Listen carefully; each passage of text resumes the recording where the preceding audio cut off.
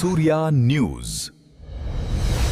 सत्य, विश्वास, जनतेचा आवाज. अवैधरित्या देशी दारू बाळगणाऱ्या इस्मांवर मोर्शी पोलिसांची कारवाई. 248 नग देशी दारूच्या बाटली जप्त. मोर्शी प्रतिनिधी जितेंद्र श्रीनाथ. पोलीस स्टेशन मोर्शी हद्दीत अवैधरित्या धंद्यांविरोधात सुरू असलेल्या विशेष मोहिमेदरम्यान मिळालेल्या गोपनीय माहितीच्या आधारे दिनांक 16 जून 2026 रोजी स्वीपर कॉलनी मोर्शी येथे पोलिसांकडून छापा टाकण्यात आला असताना कारवाई दरम्यान दिलबार सिंग मोतीसिंग बावरी वय 52 वर्ष राहणार स्वीपर कॉलनी मोर्शी यांच्या राहत्या घराची झडती घेण्यात आली. घरातील खोलीत लपून ठेवलेला देशी दारूचा साठा आढळून आल्या.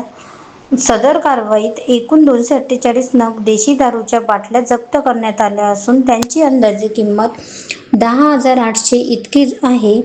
जप्त मुद्देमाल पंचासमक्ष ताब्यात घेण्यात आला. या प्रकरणी आरोपींविरुद्ध महाराष्ट्र दारूबंदी अधिनियम कलम 65 अन्वये गुन्हा नोंद करण्यात आला असून पुढील तपास पोलीस स्टेशन मोर्शी करीत आहे.